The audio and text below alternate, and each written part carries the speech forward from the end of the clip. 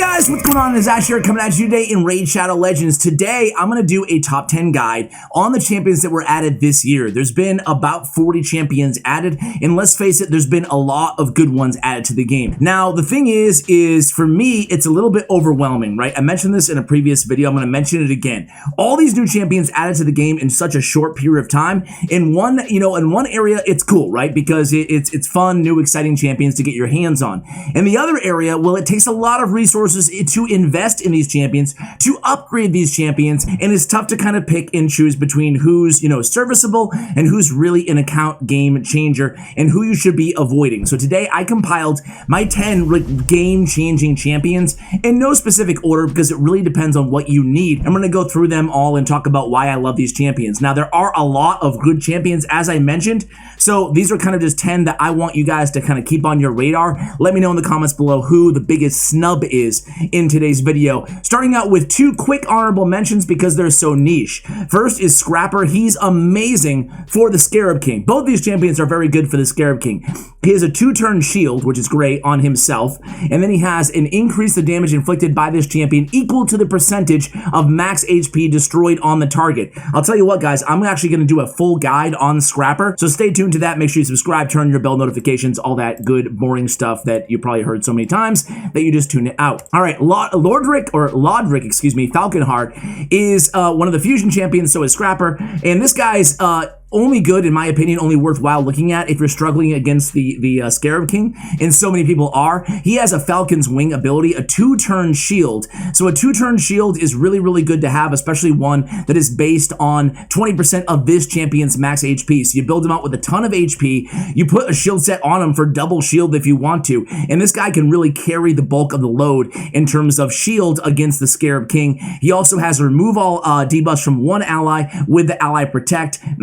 The rest of his kit to me is not that exciting, but definitely noteworthy to have that shield on a 2-turn cooldown. All right, so let's get into the actual list. And believe it or not, guys, I only have 2 legendaries on the list, which in a way is kind of refreshing. It means that they added a lot of epic champions that I am a huge fan of. So let's go ahead and start with the legendaries. And first and foremost, of course, it's a void legendary. It's Cardiel. So Cardiel is an insane champion. He is overall, in my opinion, the best champion added this year in 2021. Of course, again, very, very difficult to get your hands on. I do not have him. Base stats are amazing. Almost 20k HP, 10,000 attack would be insane. 1,000 attack. Imagine the multipliers on that. 1,200 defense and 106 speed. Fantastic. On his aura, he has speed in all battles by 19%. Great. Cow the Wicked on the A1. Attacks one enemy, heals all allies by 7.5% of their max HP. Also places a True Fear debuff for 1 turn if the target is a champion from Demon Spawn, Undead, or Night Revenant factions. Kind of cool how they added that there. Look at the books though. Yikes! 7 levels on the A1. You never want to see it. You hate to see it. But the good news is on his A2, Angelsong, only 1 book, and it's very important to get this ability booked. Removes all debuffs from all allies, then places a block debuff and a Revive on Death buff on all allies for 2 turns. Revive on Death can't be removed. Think about that, guys, on Angelsong. Think about that ability for a second. 3-turn cooldown, so for 2 out of every 3 turns, all your allies are going to have a Revive on Death and a block debuffs buff. That is sick. Angelsong is definitely one of the best abilities inside this entire game. On the A3, increased crit rate and increased crit damage on all allies for 2 turns, then teams up with all allies to attack a target enemy. Decreases the cooldown of the skill by 1 if an enemy is killed from this attack, which usually it is. I mean, it's an ally attack on a 4-turn cooldown. Incredible, incredible ability. Now, all allies receive 20% less damage from champions from Demon Spawn, Undead, or Night Revenant factions. Whenever an ally attacks, it's a 15% chance, and that can actually be built up to 30% chance to team up with them and join their attack. This champion will attack with their default skills, always joins Sissia Flametongue's attacks if they're on the same team, can only join 1 ally's attack per turn, and he will not team up with ally attacks when they counterattack or when they team up to attack another champion. Wow, Fiend Warden is an amazing passive. So he's going to join up and attacks, 30% chance that he's joining up with his A1, and on his A1, he heals all allies by 7.5% of their max HP and a True Fear. I mean, this is an insane champion. I've spent enough time going over him, but I mean, there's no doubt about it. He's one of the best in the game. Look at the aesthetics on this dude. He looks so cool, man. Add him to the wish list. They'd never do a 10 times event for this guy, would they? You think they'd do it 10 times? No way, man. He's too good, but they did do it on Chris. It just took them like a year or so to do it. Next up is going to be the other legendary, is going to actually be Countess Lix. Countess Lix is amazing champion in her own right. She is a nuker. She's an attack-based champion. On the A1, we have a weaken. On the A2, it's an AoE 3-time hitter. Each hit has a 100% chance when booked. Each hit of landing a 30% decreased speed for 2 turns. So suffice it to say, you're going to get a decreased speed every single time. Also, each hit has a 100% chance of decreasing the target's turn meter by 10%. Remember, that is times 3. So we're getting a 30% turn meter reduction and decreased speed, all in Mire of Misery. That is on a 4-turn cooldown. On the A3, attacks all enemies, another AoE, and word on the street is she has decent multipliers as well. Attacks all enemies, has a 100% chance of placing a block cooldown skills debuff for 2 turns on a 5-turn cooldown. Also decreases the cooldowns of all ally skills except this champion by 1 turn. A little Painkeeper built into her there. So reducing cooldowns of all ally skills mixed with the block cooldown skills for 2 turns. That's an insane arena ability. It's an insane ability basically anywhere. I'm a big fan of this champion. She has 2 passives. One is if Astralin, who is the fusion champion, is on the same team, she'll remove a debuff from him. And then the other passive is fills this champion's turn meter by 5% each time an ally receives a debuff. Really sick passive there. And again, just gonna keep her moving and keep the enemies, well, not moving, immobilized. There we go. So those are my 2 favorite legendaries added to the game this year, guys. There's a lot of honorable mentions. I mean, I could go through them all here. Some really tremendous champions. I'm interested to see the multipliers on Sissia, excuse me. So 1500 base attack, really solid. She has HP burn, kind of the instant activation. So we'll give her an honorable mention. I have not seen anybody do a guide on her just yet.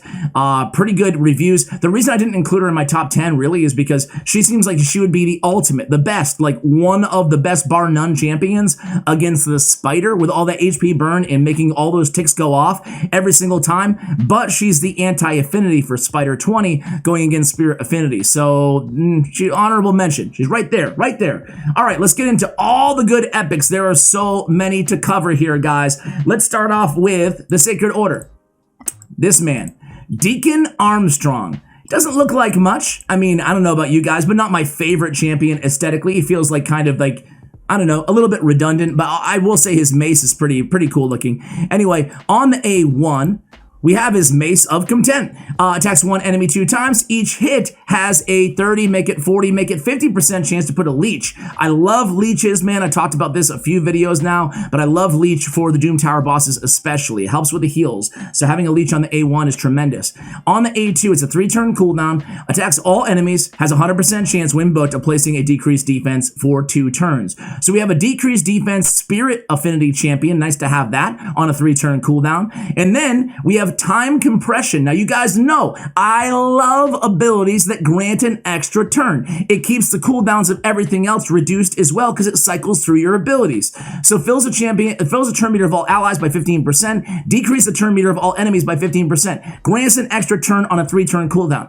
Think about this for a second, guys. This guy is really good, and at first glance you might be like, yeah, he's solid, but he's not like a game changer. He's a game changer because of this time comprehension.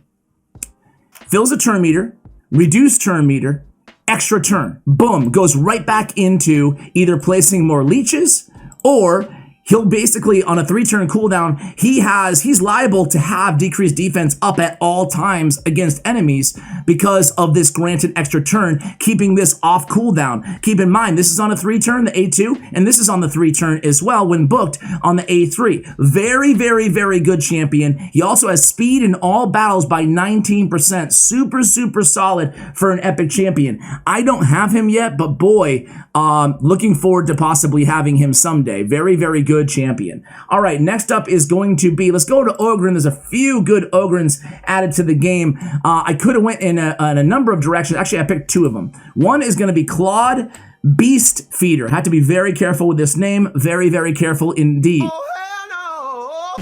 Beast Feeder on the A1. He's an HPE based champion, by the way. He has a decreased crit rate on the A1, okay. On the A2, places shield buff on all allies equal to 20% of this champion's max HP for 2 turns. Shield champions are very valuable in the game right now. This is on a 3-turn cooldown. Get behind me. Now, he might not look like it, the Beast Feeder, but he's a fast fella. He's a 110 base speed champion with a ton of HP. Remember, his damage is based on HP. Check out Beast Escape, guys, on a 3-turn cooldown.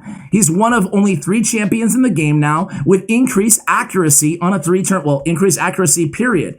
Increased speed and increased accuracy on all allies for 2 turns. Now listen, guys, you could use this guy basically anywhere in the game, but especially in the arena. I don't have him yet, but when I unlock him, I'm very curious. With a base speed of 110, very, very easy to just make him all-out speed for the arena and open up with the increased speed buff on all enemies and increased accuracy when you're going against teams that are defensive based, when you're going against those high-resist teams, because we're going to have a 50% increased accuracy. That's not going to be off their champion's base stats. Let's say we have a Madame Ceres with a 300 accuracy. We're going to get a plus 150 accuracy added to that. That's a huge help in the arena. It's a game changer ability. I wanted to point that out with the shield as well. Tremendous support champion in the game. Also has a delicious giblets. That's a passive. Heals the ally with the lowest HP by 10% of their max HP at the start of this champion's turn. So he has that nice passive heal as well in his kit.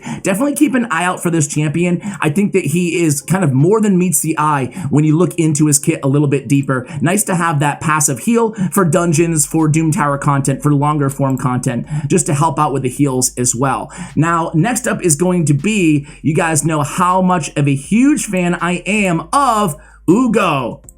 So Ugo was added earlier this year. I'm over the moon with this champion. Absolutely love her. Has a leech on the A1, on the A2, and AoE decreased defense and block buffs for 2 turns. Decreased defense, a block buffs for 2 turns on a 3-turn cooldown. Chance of placing the block buffs actually gets increased from 50 or to 75 when booked to whatever it may be, by 5% for each enemy alive. That's a really good ability, guys. And then Ugo's Brew, between the Leech and between the Ugo's Brew, this champion is a great healer on top of the decreased defense and the block buffs. She has removes all heal reduction, then removes another debuff from all allies, and then heals all allies by 20% of this champion's max HP. If allies are dead, revives them with 50% HP, fills their turn meter by 50% instead. And then increase speed and block damage buff on this champion for 1 turn whenever this champion's last living ally is killed. Ugo is a tremendous champion. What more can I say about this champion? I'm just a huge fan. Let's go ahead and take a quick look at an orc champion who I am also a big fan of. Unfortunately, I do not have yet, and that is Duck the Pierced. So Duck is a tremendous champion. Look at that high, nice base defense at almost 1400 defense base champion. Has a decreased accuracy on the A1, on the A2, and AoE attack. We have a 100% chance of landing a decreased attack for 2 turns. Also has a 100% chance of landing a decreased defense for 2 turns on each critical hit. Fantastic, provided you're not going against Force Affinity champions. Great ability, having the decreased attack and decreased defense, kind of like a mini Stag Knight, because it is predicated on having a critical hit. On the A3, it keeps getting better.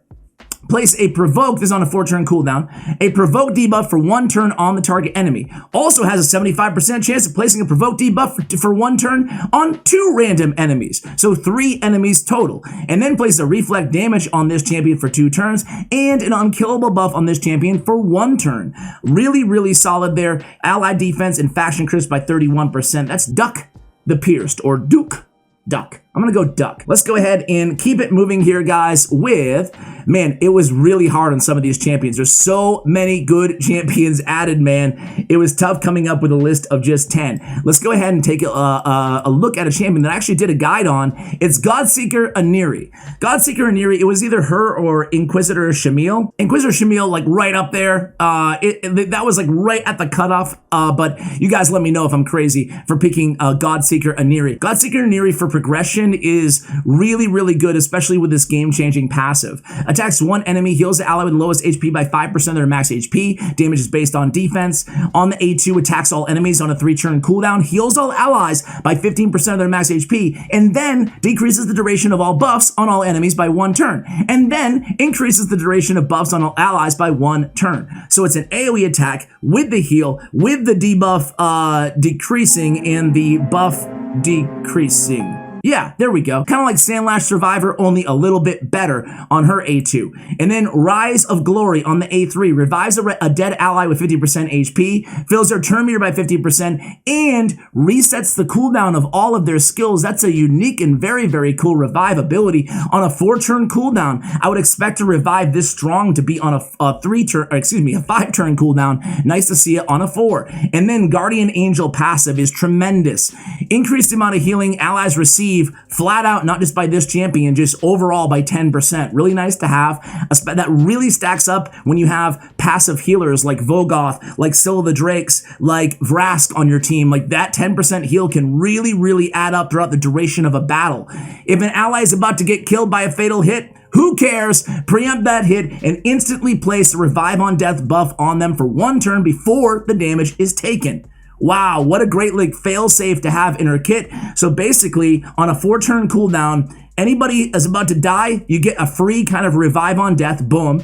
And then if they still die like the next turn, you can pick them right back up and reset all the cooldown of their skills. Just a really, really solid champion. Very low base HP, interestingly enough, at 15k, but the rest of the stats are kind of solid. I don't even know why they have any attack on this champion at all. Like, why even bother putting a 1046 attack on this champion? Yeah, either way, the defense is there. That's all that really matters with Godseeker, Aniri. Next up, we have a Barbarian here. One of my personal faves, it's Armina. I did a full guide on Armina. She's a really, really tremendous champion. She has a stun on the A1, on the A2, an AoE attack, again on a 3-turn cooldown. We have the strong version of decreased defense for 2 turns, and we steal 7.5% of the turn meter from targets under decreased defense. Really solid. So we're placing the decreased defense, then we're stealing that turn meter of them as well. And that's solid because obviously it's 7.5% of the turn meter. Doesn't sound like much, but from every target, okay? I mean, her in spiders, tremendous. Her, against dungeons with 5 opponents, awesome. Decrease on the A3. Again, this is a 3-turn cooldown. Decrease the turn meter of all enemies by 20%.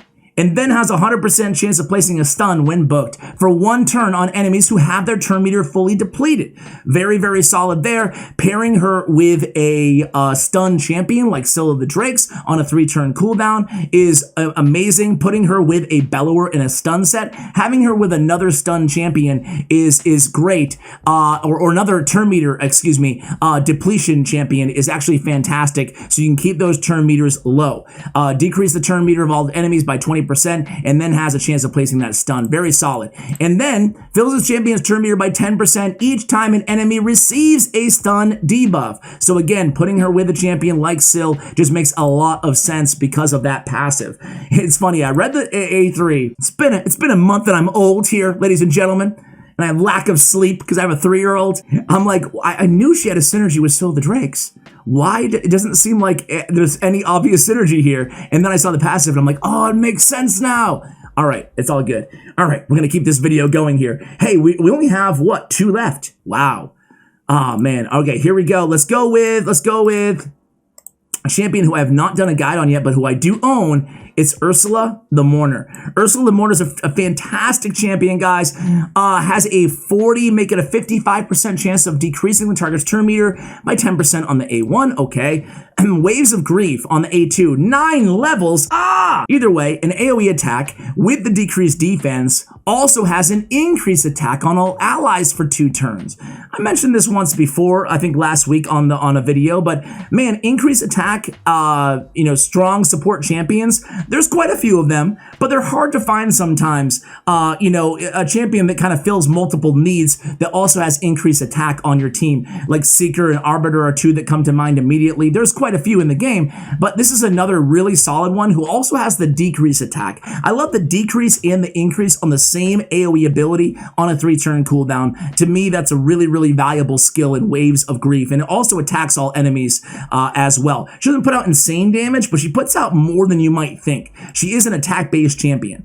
On Requiem, revives, this is one of the strongest revivals in the game, guys. Revives all dead allies with 75% HP, fills their turn meter by 50%, has increased defense and a strengthen on all allies for 3 turns, man. That's a really, really, really solid revival. Revives everybody, 75% HP, 50% turn meter, increased defense, strengthen on everybody for 3 turns. That's really solid. She has a speed in Doom Towers by 24%. Now, the last champion, probably nobody is going to see this one coming, but this is one that you guys should definitely have on your radar, and it is a guy by the name, a woman, I think, Guy. Too much skin showing to be a woman. Pestilus, or is that even possible in Raid Shadow Legends? I take it back. I think it's a dude. Pestilus, Knight Revenant champion. He's got the Knight Revenant, torch thing that they all kind of seem to have. Really unique champion, guys. Slow at 94 base speed. It has a leech on the A1, which I love. Has a attack 1. Okay, this ability on a 3-turn cooldown. Attack 1 enemy. Has a 75% chance of placing an HP burn debuff for 2 turns. Heals all allies by 15% of their max HP if the HP burn debuff is placed. Fills the turn meter of all allies by 15% if the HP burn is not placed. Okay, an okay ability at best. A single target HP burn. But really the A3 here is why I love this champion. Battle Weirding. Place on a 3-turn cooldown. Places an increased accuracy and an increased crit damage buff on all allies for 2 turns. Now listen, guys, on a 3-turn cooldown, these 2 buffs together on a 3-turn cooldown is incredibly noteworthy. It's a good place to end this video because it's a really strong point I want to make here. Increased accuracy and increased crit damage are 2 of the most rare buffs in this game. Increased accuracy, certainly. There's more increased crit damage champions kind of, being added to the game every day, it seems like, every month at least. But still, I think there's only 6 or so that have it on an AoE. There's probably less than that have it on a 3-turn AoE, increased crit damage. So when you're getting increased accuracy, which only 3 champions have, with increased crit damage, which only a handful of champions have, on the same ability, on the same champion on a 3-turn cooldown, well, I don't need to explain to you guys why that's incredibly valuable. For right now in the game, Pestilus has a very, very unique ability in this Battle Weirding that I just wanted to point out to you guys. Maybe you can make the case that other champions belong here, last on the list, I guess, but I just really had to point this out. Very, very kind of low-key OP ability in this A3. So guys, that's gonna do it. Hope you enjoyed this list. Let me know who I snubbed the most in the comments below. Thank you, and as always, take care, guys.